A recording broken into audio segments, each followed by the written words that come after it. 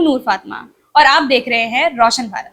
आज मैं एक ऐसी शख्सियत की बात कर रही हूँ जिन्होंने एंकरिंग में, कथक डांस में, यहाँ तक कि समाज सेवा में भी और बड़े बड़े चैनल्स, नेशनल चैनल जैसे कि सोनी, जी पे काम किया है।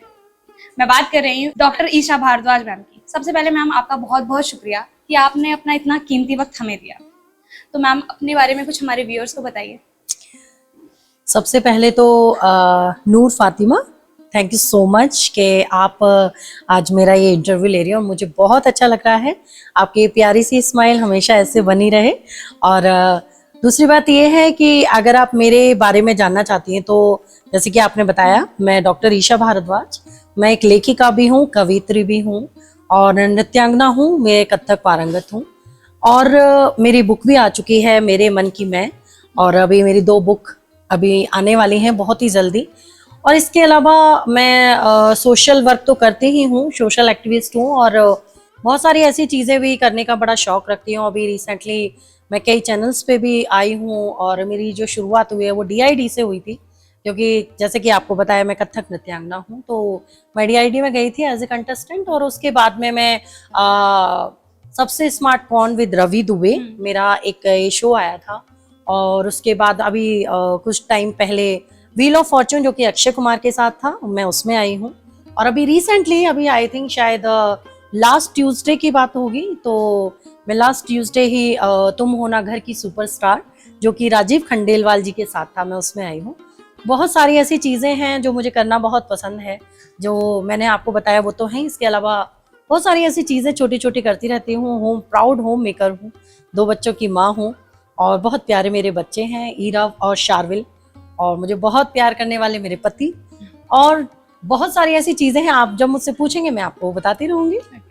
जैसे कि मैम आपने हमें बताया कि आप इतने सारे प्रोफेशन में वर्क कर चुके हैं, बहुत इतने सारे प्रोफेशन में वर्क कर चुके हैं, चाहे वो एंकरिंग हो, कथक हो, शायरी। तो मैम आप इन सारी चीज़ों को मैनेज कैसे करती हैं, एक साथ बैलेंस कैसे करती हैं? ये बहुत बड़ी बात है। देखो, मैनेज की बात यह है कि आपको मैंने बाकी और सारी चीज़ें बता दी, और जो मैंने मेरा जो मेन प्रोफेशन है, मैं प्रिंसिपल हूँ इस स्कूल की। और सब कुछ मैनेज तो देखो आराम से हो जाता है, ऐसा कुछ भी नहीं है। आपके पास में 24 घंटे होते हैं। अब आप उन 24 घंटों का किस प्रकार से उपयोग करते हो आपके ऊपर डिपेंड करता है। और मैं उन 24 घंटों को बहुत ही प्यार से, सलीके से, बहुत अनुशासित तरीके से जब मैनेज करती हूँ, तो सब कुछ अपने आप, कहते हैं ना, अपने आप बैलेंस होता चला जाता है, सब कुछ अलाइन होता चला जाता है। और बस कर लेती हूँ, आनंद आता है मुझे करने में। एक्चुअली मुझे लगता है कि हर 10-15 दिन में कुछ तगड़ा करना चाहिए, कुछ जबरदस्त भारी भरकम करना चाहिए। तो बस इसी पैशन को फॉलो करती हूँ और सब कुछ कर लेती हूँ, सब हो जाता है मैनेज। हम एक क्वेश्चन है मेरा कि जैसे कि आजकल लोग बहुत सारे प्रोफेशन में वर्क करते हैं, तो फिर उनको एक टाइम पे ऐसा हो जाता है कि हम 2 नाव में सवार हैं, कि मतलब ये वाले प्रॉब्लम होते हैं। ये कभी आपके साथ नहीं हुआ कि हाँ, कि ये करना चाहिए, नहीं करना चाहिए, कंफ्यूजन? देखो, 2 नाव में सवार वो होता है जिसको कंफ्यूजन हो अपने लिए कि वो 2 नाव में सवार है। मैं एक ही चीज सोचती हूँ कि मैं ऑलराउंडर हूँ, आई एम मल्टी टैलेंटेड, और मुझे सिर्फ एक ही फोकस है। तो मेरे लिए 2 नाव तो कहीं हुई नहीं, क्योंकि मेरे लिए एक फिक्स हो गया, मल्टी टैलेंटेड और allrounder. I believe in this और उसी को फॉलो करती हूँ। बहुत इंजॉय करती हूँ अपने ऑलराउंडर होने को, और जब लोग मुझे ऑलराउंडर कहते हैं उसका तो मैं आपको बता ही नहीं सकती। फिर तो ये चीज़ें मुझे और बूस्ट करती चली जाती हैं। अब जब आपने ऑलराउंडर की बात करी है, मैंने देखो आपको प्रोफेशन बता दिया, आपको अपनी सारी चीज़ें बता दी। आपको ये भी बताना चाहूँगी कि मेरे इन लॉज मेरे साथ रहते हैं, और जो मेरी जो सासू माँ है वो पैरालाइज्ड है, और मेरे जो ससुर जी हैं वो मोह माया से एक तरह से विरक्त हैं। मैं बरसाना की बहू हूँ, मुझे बरसाने की बहू के नाम से भी जाना जाता है हमारे कवि कुल में। तो सब कुछ करना एक्चुअल में मुझे स्ट्रांग बनाता है। मैं यदि कहीं किसी एक ही चीज पे टिक जाऊं तो मुझे ऐसा लगता है कि यार कुछ कमी है, नहीं मन नहीं लग रहा, कुछ करना चाहिए। तो वहीं से फिर एक नया रास्ता मेरे सामने आता है, और एक ही नाव पे हूं मैं, और वो है मल्टी टैलेंटेड की। बस उसी पे सवार हूं, तो कभी कंफ्यूजन नहीं होता मुझे। मैम आपकी लाइफ की इंस्पिरेशन क्या थी? मेरी लाइफ की इंस्पिरेशन एक्चुअल में मैं खुद हूँ। और मुझे लगता है कि शायद शादी से पहले से ही बहुत सारी रिस्पॉन्सिबिलिटीज निभाती आई हूँ अपने। अगर मेरे मायके की बात करें तो मेरी मदर और मेरे फादर दोनों वर्किंग रहे हैं, अब रिटायर्ड है राइट नाउ।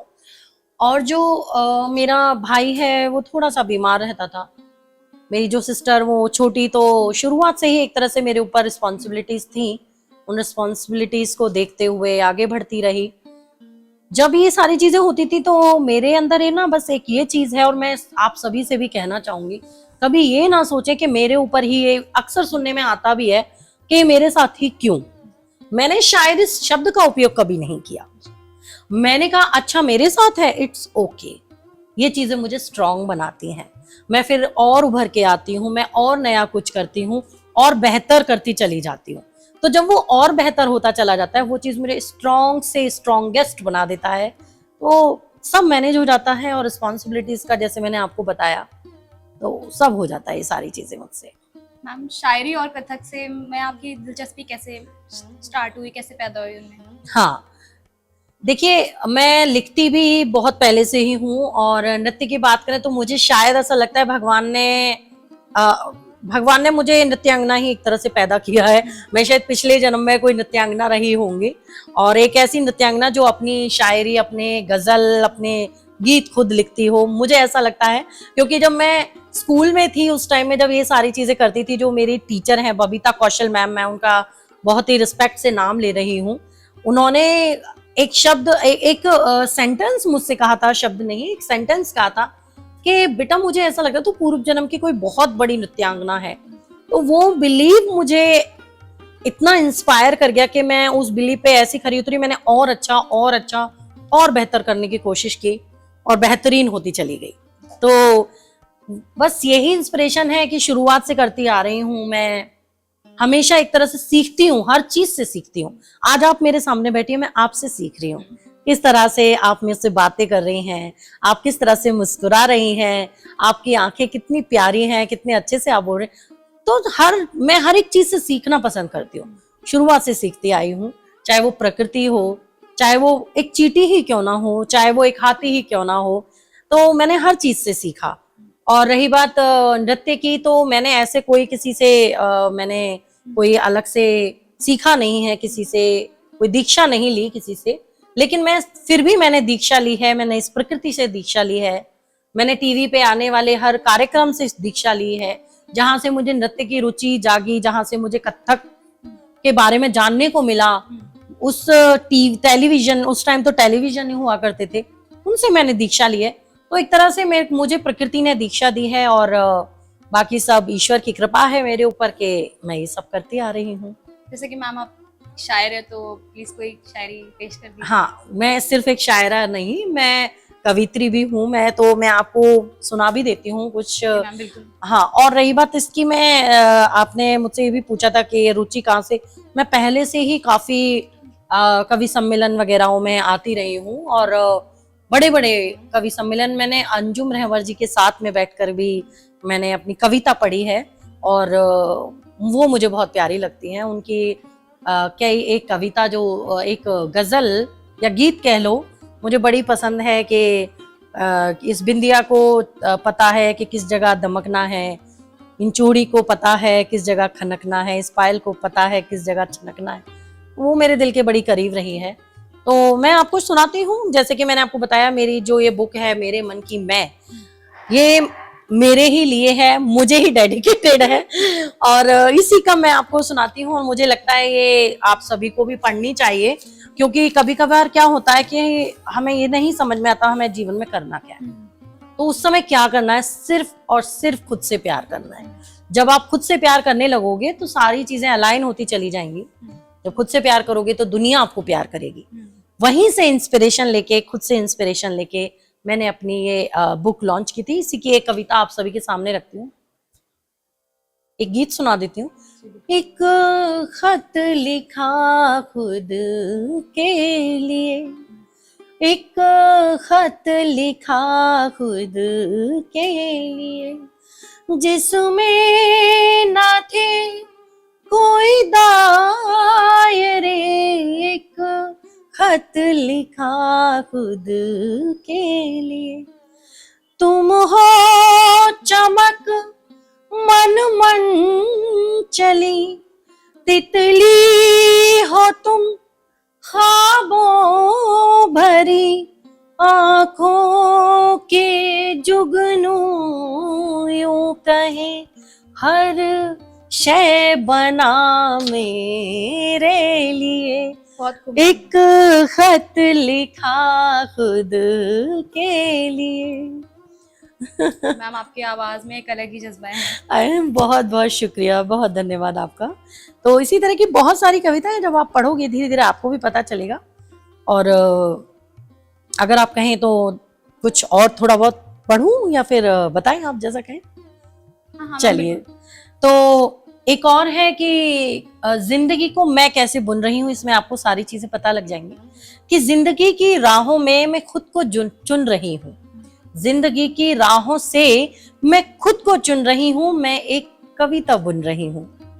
सांसों के ताने बाने में जब लय कोई जन्म लेती है, मन की तहों से छनकर एक धूप गुनगुनाती है, तब मैं खुद की सुन रही हूँ, मैं एक कविता बुन रही हूँ।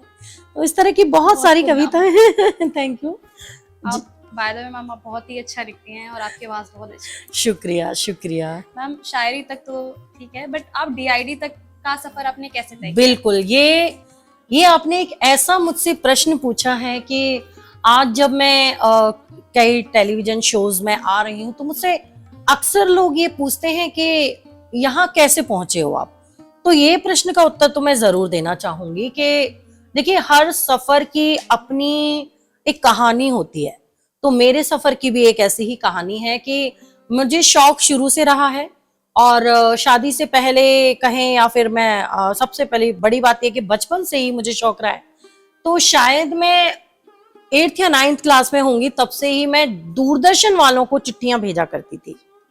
तो जब मैं दूरदर्शन को चिट्ठियां भेजा करती थी तो कोई रिप्लाई नहीं आता था। फिर मैंने गुस्से में आके एक पूरे पेज की एक कविता, जिसमें मैंने शिकायतों का पुलिंदा बना दिया था, मैंने उनको वो भेजा बहुत जुनूनी तरीके से। अब जब वो उनके पास पहुंचा तो उनका मेरे पास में लेटर आया कि मैम हम आपको ऑलरेडी 5-6 लेटर्स लिख चुके हैं, आपका रिप्लाई नहीं आया है। फिर मैंने कहा ऐसा क्यों हुआ है कि आप पोस्ट ऑफिस जाकर के बात करें। तो मैं पोस्ट ऑफिस गई, वहां जाके मुझे पता चला कि कोई डाक खाने की काफी समय से हड़ताल चली हुई है, उस चक्कर में मुझे वो लेटर्स नहीं मिले।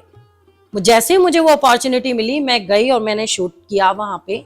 और मेरा झनक झनक पायल बाजे, पायल की झनकार, इनमें मेरे डांस का बहुत अच्छे से वहां पे मेरी डांसिंग वीडियोस बनी और वो टीवी पर भी आई। फिर उसके बाद में मैम आपकी उस वक्त मेरी उम्र होगी करीब 13-14 साल की, 14 साल मानिए। फिर धीरे धीरे जब एक आध साल और निकला तो एंकरिंग के लिए मुझे ऑफर आया। तो सितारे बॉलीवुड करके पहले एक शो आया करता था, उसमें मैंने एंकरिंग किया। ये सारी चीजें चलती रही। क्योंकि मैं एक छोटे कस्बे में थी तो मुझे बड़े टेलीविजन तक, नेशनल टेलीविजन तक, दूरदर्शन तो बहुत अच्छी ऑलरेडी है ये तो, लेकिन फिर भी एक ख्वाहिश रहती थी कि तब उस समय स्टार प्लस, सोनी, इन सब का एक सपना रहता था। बूगी बूगी डांस आता था, तो बूगी बूगी मैं देखती थी और ऐसा हो जाता था मुझे उस समय कि यार मैं यहाँ क्यों नहीं हूँ। और जो मैं डांस करती थी उस टाइम की एनर्जी और इस टाइम की एनर्जी में तो खैर बहुत फर्क है। मैं इतना फास्ट डांस करती थी कि यहाँ दिल्ली में एक शो के लिए, यहाँ पे आए, शो नहीं कहेंगे, हाँ मतलब एक काफी बड़ा डांस कंपटीशन टाइप का था, जिसमें करिश्मा कपूर और उस समय जब उनकी नई नई शादी हुई थी तो आई थिंक संजय कपूर नाम था, आई डोंट नो, उनका नाम भी मुझे सॉरी मिस हो रहा है। तो वो लोग आए हुए थे और यू कांट बिलीव वहाँ कंपटीशन था कि बंदा कितने देर तक डांस कर सकता है। तो मैंने वहाँ 2 आवर्स लगातार डांस किया था, बस बीच में मैंने थोड़ा सा पानी पिया था। तो वहां मैंने बहुत अच्छा डांस किया और मयूर नृत्य किया था मैंने। वो मेमोरी मेरी आज तक बहुत क्लोज है मेरे दिल के। लोटस टेम्पल के पास मेरा वो हुआ था, वहीं कहीं बहुत ही शानदार वो कार्यक्रम रहा था। तो और भी मेरी इसके लिए कहते ना एक प्यास बढ़ती चली गई कि मेरे को ये करना है, मैं जुनून बन गया ये मेरा। फिर उसके बाद में बहुत सारी ऐसी चीजें हुई, जैसे मैंने आपको बताया मेरी जिम्मेदारियां बहुत थी, शुरुआत से ही मैं जिम्मेदारियों से घिरी रही हूँ। तो ये सारी चीजें करते करते थोड़ा फैमिली, जब मेरी शादी हो गई उसके बाद जब मेरा बड़ा बेटा हुआ, मेरे हस्बैंड ने बोला कि तुमको जो करना है तुम करो आराम से, मैं हूं तुम्हारे साथ में। और आप बिलीव नहीं करोगे, मैं ऐसे परिवार से बिलोंग करती हूँ जहाँ लंबा घूंघट किया जाता है। वहां पे मेरे पति का ये बोलना मेरे लिए बहुत बड़ी बात थी। If you know about Barsana, so Barsana बहुत ही टिपिकल ट्रेडिशन को फॉलो करने वालों में से एक है। तो बहुत ऐसा मेरे सामने ये एक तरह से टास्क था। मेरा बेटा छोटा था, उसको लेकर के, आपको पता होगा जब ऑडिशंस में जाते हैं इतनी लंबी लाइन होती है, 1 से 1.5 लाख लोग, 2 लाख लोगों की लाइन थी। मैं भी उसमें शामिल थी, मेरा छोटा बच्चा मेरी गोद में और मेरे हस्बैंड धूप में खड़े हुए मेरा इंतजार कर रहे हैं। फिर जब मैं अंदर एंट्री किया तो बच्चे को अलाउ नहीं था, तो मैंने अपने बेटे को अपने हस्बैंड को दिया, और वो हस्बैंड आई डोंट नो कि किस जगह पे खड़े रहे हैं, कितनी उन्होंने धूप सही, क्या कैसे रहे मुझे नहीं पता। मैं कम से कम 6 घंटे अंदर थी। जब वहां से निकली तो मैं 3rd राउंड तक मेरा क्लियर हो गया था। इस तरह से मैं DID की मेरी ये जर्नी रही। अब वहां से क्योंकि वो मेन वाला था तो आई थिंक शायद DID सीजन 6 की बात बता रही हूँ, और आई थिंक ये 2014 या 15 समथिंग की बात है ये। I have some pictures also. तो जब ये सारी चीजें हुई मेरे साथ में, तो वहां से मेरा, कहते ना, कॉन्फिडेंस और बूस्ट हो गया कि चाहे मैं इतनी भीड़ में थी लेकिन मुझे सेलेक्ट किया गया। ये 2014 या 15 समथिंग की बात है ये। I have some pictures also. तो जब ये सारी चीजें हुई मेरे साथ में, तो वहां से मेरा, कहते ना, कॉन्फिडेंस और बूस्ट हो गया कि चाहे मैं इतनी भीड़ में थी लेकिन मुझे सेलेक्ट किया गया। वहां मेरा फिर एक इंटरव्यू हुआ। उस इंटरव्यू से मैं जब घर आई, मैं थोड़ा होती कि डिसअपॉइंट थी, क्योंकि मैं मेन में थी तो मुझे वेटिंग में रख दिया गया था, तो इस वजह से मैं बहुत ज्यादा डिसअपॉइंट हो रखी थी। उसकी शायद 1 महीने के अंदर ही मुझे कॉल आया कि मैम एक शो आ रहा है, सबसे स्मार्टफोन विद रवि दुबे, और हमें आपकी जरूरत है, आप बताइए आप तैयार हैं। मैंने कहा बिल्कुल। मैंने ऑडिशंस दिए, और जब मैंने वो ऑडिशन दिए तो वहां से मेरा नंबर आगे गया बहुत सारे चैनल्स के पास में, और इस तरह से मेरा दूसरा, मैं नेशनल टेलीविजन पे मेरा शो आया। धीरे धीरे ऐसे बीच में बहुत आए, और कभी सेलेक्ट नहीं हो पा रही हूँ, कभी मेरे खुद के कारण हो रहे थे, कभी पारिवारिक कारण हो रहे थे, चुन किया, और बैक टू बैक फिर मेरा दूसरा ये तुम हो ना घर की सुपरस्टार विद राजीव खंडेलवाल, फिर इस शो में आई। तो ये मेरी जर्नी रही है, इतनी आसान नहीं रही है, बहुत मैं परेशानियां भी झेली हैं, जो आजकल एक आप लोग कहते हो, सुनाई भी देता है, डिप्रेशन, जिसको हमने कभी डिप्रेशन की तरह लिया ही नहीं। हमको बस ये था कि हमको ये चीज नहीं मिली है, कोई बात नहीं, छोड़ो, फैमिली है, फैमिली देखो, बच्चे हैं, बच्चे देखो, अपने काम है, काम देखो। हमने स्वयं को इस तरह से बिजी कर लिया, वो समय निकलता चला गया, और जब समय आया तो आज आपके सामने हूँ। मैम, जैसे कि आपने अभी बताया कि आपके हस्बैंड का बड़े सपोर्टिव थे, तो आपकी फैमिली सपोर्टिव थी? देखिए क्या होता है कि चीजें एकदम से हाथ में नहीं लगती हैं। ये मैं हमारी जो न्यू जनरेशन है उसको भी बोलना चाहती हूँ कि शॉर्टकट का जो रास्ता है ना, वो कभी भी अच्छा नहीं होता। वो उस टाइम आपको मे भी लग सकता है कि वाओ हमें जल्दी से ये चीज मिल गई, बट ये नहीं होती। या फिर आपको उस चीज के लिए आप बहुत एक्साइटेड, जल्दी मिलनी चाहिए, वो नहीं होता है। हर चीज स्टेप बाय स्टेप, आराम आराम से होती है। इंसानी मन है, उसको समझाने के लिए समय चाहिए होता है। तो मेरा परिवार बहुत ही, मैंने जैसे आपको बताया कि गांव वाली फैमिली है, और गांव की फैमिली होना कोई ऐसी बात नहीं होती कि अरे ओ माय गॉड ये क्या है ऐसे। मुझे बहुत अच्छा लगता है कि मैं बरसानी से बिलोंग करती हूँ। एक्चुअली मैं जिस वजह से जानी मानी जाती हूँ अपने कविताओं के उसमें, बरसाने की बहू के नाम से मैं जानी जाती हूँ। और मैं कहती भी हूँ कि मैं बरसाने की बहू, बड़े भाग की बात, प्रियतम मेरे कान्हा जैसे, मैं राधा बड़ भाग रे ईशा, मैं राधा बड़ भाग। तो जब ये सारी चीजें इस तरह के गांव में जब मैं गई, तो वहां मुझे पता था कि मुझे ये सारी चीजें फेस करनी है। बड़ा माइंड सेट करके गई थी। हमारे वहां है कि गांव की जितनी भी बुजुर्ग या बड़ी जो औरतें हैं, उनको आपको ऐसे पैर ऐसे करके दबाने हैं, है ना, और आपको लंबा लंबा घूंघट करना है, और झुक करके आपको उनका। तो बड़ा पॉजिटिव थॉट लेकर के मैं गई कि अच्छा है ना, क्या ही करना किसी को अपनी शक्ल दिखा के, इट्स ओके। पैर दबाना है, हाँ हाँ बिल्कुल दबाएंगे। आप बोलोगे 10 के, मैं 20 के दबाने को तैयार। मेरी उंगलियां पतली होंगी, मेरा पेट अंदर जाएगा, मैं स्लिम ट्रिम रहूंगी। मैं इस मेरा ये वाला उस टाइम माइंड सेट रहता था। और मैं इस थॉट के साथ में जब चलती गई, धीरे धीरे धीरे वो लोग खुश थे, सेटिस्फाई थे। जैसा देश वैसा भेस। मैंने उनको इन चीजों से बड़ा आराम आराम से समझाया। बहुत जैसा उनको चाहिए था मैं वैसे रही। धीरे धीरे उनको पता लगा कि ये बहू हमारी क्या चीज है, कैसी है। मैंने बड़ी पेशेंसली उनकी हर चीज को हर ना को हाँ में बदला। और अब ऐसे बदला, ऐसा है कि परिस्थितियां आती हैं लेकिन मैं साबित कर देती हूँ।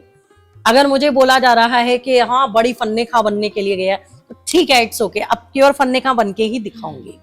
तो जब निकलती हूँ, कुछ अचीव करके आती हूँ, तो फिर किसी को बोलने का मैं मौका देती ही नहीं, बल्कि वो मौका देती हूँ कि अब आप मुझे मौका दें और मुझे करने दें जो मुझे करना है। इस तरह से मैंने बड़े स्टेप बाय स्टेप धीरे धीरे, मैंने बोला शॉर्टकट नहीं अपनाया, मैंने लॉन्ग कट लिया। और वो इतना लॉन्ग कट है कि वो लॉन्ग टर्म तक मेरे साथ रहेगा। ये मैं आप सभी को बताना चाह रही थी। मैम, जैसे कि आप में इतनी पॉजिटिविटी दिखती है और एक आपका इतना जॉली नेचर है, इसका राज क्या है? इसका राज बस ये है कि मैं खुद को बहुत इंजॉय करती हूँ, खुद को खुश रखती हूँ, जो मुझे पसंद है वो करती हूँ, लेकिन ऐसे करती हूँ कि मेरे खुद की पसंद की वजह से किसी और को परेशानी ना हो, किसी को कोई शिकायत ना रहे। कोशिश, देखिए हर एक किसी को खुश करना तो बस की बात है नहीं, बट एटलीस्ट आप ऐसा किसी के लिए जेस्चर करो या आप ऐसा किसी के लिए कुछ करने की कोशिश करो कि जब आप आईने के सामने खड़े हो ना, तो आप खुद को जवाब दे सको। देखो, मैंने मेरी साइड से फुल किया, मुझे उससे कोई शिकायत नहीं है। यदि कोई मुझसे शिकायत रख रहा है तो वो उसकी अपनी प्रॉब्लम है, वो मेरी प्रॉब्लम नहीं है। तो मैं ये सोच के हमेशा रखती हूँ और इस वजह से फिर मैं खुश रहती हूँ, खुद को हर चीज के लिए एंजॉय करती हूँ और जो मर्जी वो करती हूँ। और यही मेरे जॉली नेचर का भी राज है। और जो आपको मुझसे अगर पॉजिटिविटी फील होती है तो थैंक यू सो मच, यही मेरी इस पॉजिटिविटी का राज है। मैम, आपकी लाइफ में कोई डिसअपॉइंटमेंट रहा है जिसको लेके आप बहुत ही ज्यादा परेशान हुए हो? मतलब ऐसा होता है लाइफ में अक्सर। देखो, होता है। अगर आप इस तरह की डिसअपॉइंटमेंट्स की बात करें तो मैं उसको डिसअपॉइंटमेंट तो नहीं कहूंगी। वो मेरे लिए शायद एक पुश मान के चलें, वो मेरे लिए पुश रहे हैं कि मैं अपने आप को आगे के लिए वो प्रेरित करती। जैसे मैंने आपको बताया, यदि मेरे सामने कोई परेशानी आती है तो मैं उससे और स्ट्रांग होती हूँ, मैं सीखती हूँ। और मैं हमेशा, मुझे लग रहा है मैं जीवन पर्यंत सीखूंगी लोगों से, और मुझे सीखना पसंद है और मैं सीखूंगी। तो डिसअपॉइंट तो नहीं कहूंगी कि मैं किसी चीज से डिसअपॉइंटेड हुई थी, होकर के करूंगी भी क्या डिसअपॉइंट। अपने आप को परेशान करना है, अपने आप को हर्ट करना है, कोई बात नहीं।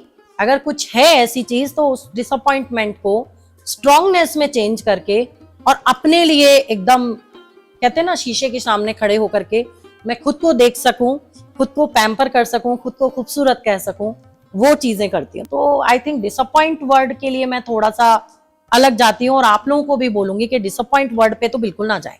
कुछ नहीं होता डिसअपॉइंटमेंट, जब तक आपको खुद फील ना हो कि मेरी बेइज्जती हो रही है, मेरे साथ में गलत हुआ है, तब तक कोई आपका कुछ नहीं बिगाड़। जिस दिन आपने सोच लिया कि मेरे साथ गलत हो रहा है, मुझे अपमानित किया जा रहा है, तो आपको वो फील होगा।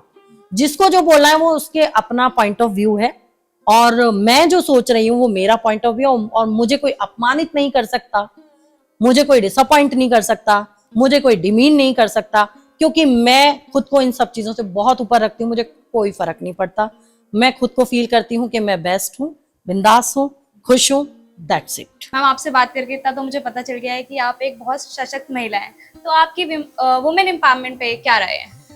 देखिए, हाँ, एक महिला होने के नाते, जैसे कि मैंने आपको बताया, मैं समाज सेविका हूँ, सोशल एक्टिविस्ट हूँ। तो ये सारी चीजें करने के लिए भी मैं चाहे खुद के बल पे कितना करूं, मुझे समाज से भी मदद की आवश्यकता पड़ती है, और उससे भी ज्यादा मुझे आवश्यकता पड़ती है कि सरकार की तरफ से हमारे लिए क्या हो रहा है। बहुत सारी ऐसी महिलाएं जो हमारे पास में आती हैं और हमसे अपनी परेशानियां कहती हैं। यदि उनको हमें फाइनेंशियल तरीके से उनकी मदद करनी है तो कुछ तो हम अपनी तरफ से कर देते हैं, कुछ हम सरकार से गुहार लगाते हैं और सरकार हमारी उसमें मदद करती है।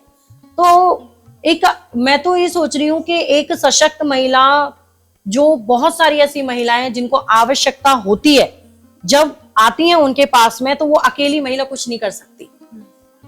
जब तक सरकार की तरफ से उसको कोई बेनिफिट नहीं मिलेगा, वो करेगी कैसे। जैसे मान लीजिए हमें सामूहिक विवाह कराना है, हमें दिव्यांग मेला लगाना है हमको, या कुछ भी ऐसी और चीजें करनी है जो महिलाओं से रिलेट हैं, महिलाओं से हमें बातें करनी होती हैं, बहुत सारी ऐसी चीजें हैं, उनकी परेशानियां जाननी होती हैं, तो उसके लिए हमें सरकार की मदद लगती है। और हम सरकार से बहुत सारी चीजों के लिए हम उनसे परमिशन मांगते हैं। जब सरकार हमें वो परमिशन देती है, तभी हम आगे वो चीज कर पाते हैं, क्योंकि जैसे कि मैंने आपको बताया, अकेले तो हम नहीं कर सकते। तो सरकार की मदद तो बहुत बहुत बहुत ज्यादा जरूरी है। ग्राउंड लेवल से लेकर के और बड़े लेवल तक सरकार तो हमें चाहिए अपने साथ में। मैम, आप जेनजी समाज को क्या संदेश देना चाहती हैं? देखिए, जेनजी समाज को जो मैं संदेश देना चाहती हूँ वो मैं ऑलरेडी बता चुकी हूँ। शॉर्टकट को तो बिल्कुल ना अपनाएं, लॉन्ग कट को लेंगे जब आप, तो लॉन्ग टर्म तक आपके साथ चीजें रहेंगी। आराम आराम से करें। हमारी जो संस्कृति है, हमारी भारतीय संस्कृति है, उसको बनाए रखें, हमारे संस्कारों को फॉलो करें, बहुत ही रिच हैं। मतलब अब्रॉड्स में अगर आप जाकर के देखेंगे तो हमारे संस्कारों को बहुत दिल से अपनाया जा रहा है, आपने देखा भी होगा। तो हमें प्राउड फील करना चाहिए कि हम इस भारत में पैदा हुए हैं, हम हिंदुस्तान के वासी हैं, और हमारे अंदर संस्कार कूट कूट के भरे हुए हैं। हम अपनी संस्कृति के लिए जीते हैं, हम अपनी संस्कृति के लिए मरने के लिए भी तैयार हैं। तो बस यही कहूंगी, जेनजी बहुत बढ़िया है, आप अपनी लाइफ एंजॉय करें, बिल्कुल करें, बिंदास करें। मैं भी करती हूँ। मैं तो, जबकि क्या बोलेंगे, हम कौन है, मिलियनर्स क्या है हम, क्या बोलते हैं हमारी वाली जनरेशन को, मिनिमल, आई डोंट नो, कुछ छोड़ो, इसको छोड़ देना। मतलब जो हमारी वाली जनरेशन है, जब हम इंजॉय कर रहे हैं अपनी लाइफ को और बिंदास रह रहे हैं, तो आप लोगों को तो इतनी सारी चीजें मिली हुई हैं, आपको हर चीज प्रोवाइड कराई जाती है आपकी फैमिली की तरफ से, आपके दोस्तों की तरफ से, और आपको कितना सारी सुविधाएं, एंजॉय कीजिए उन सुविधाओं को भी, लेकिन अपनी संस्कृति को बनाए रखें, अपने संस्कारों में बंधे रहें, और अपने आप से प्यार करें। दुनिया से प्यार करना खुद आ जाएगा, और दुनिया भी आपको बहुत प्यार करेगी। शॉर्टकट कभी ना अपनाएं। थैंक यू मैम, आपसे बात करके मुझे बहुत अच्छा लगा, और दिल से आपका शुक्रिया कि आपने अपनी इतनी सारी बातें शेयर की। और मैं भी शुक्रिया अदा करना चाहूंगी रोशन भारत का, और आपका भी। ऐसे ही आप हमेशा मुस्कुराती रहें और रोशन भारत और नाम रोशन करें। ऐसी ही तमाम कहानी और इंटरव्यू के लिए जुड़े रहें रोशन भारत के साथ।